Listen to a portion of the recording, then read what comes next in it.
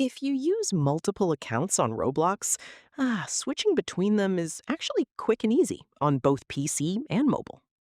In this step-by-step Roblox tutorial, I'll show you how to switch Roblox accounts, add a new account, and log in on different devices. First, on PC or browser, go to the Roblox website and log into your account. Now, click on the gear icon in the top right corner. Here, you'll see the Switch Account option. If you've already logged into multiple accounts before, you can directly select another account and switch instantly. If not, click on Add Account, then enter your username and password.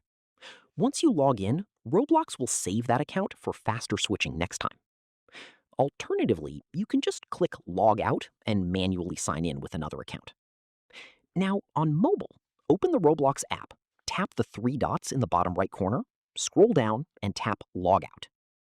After that, simply enter the login details of the account you want to switch to and sign in.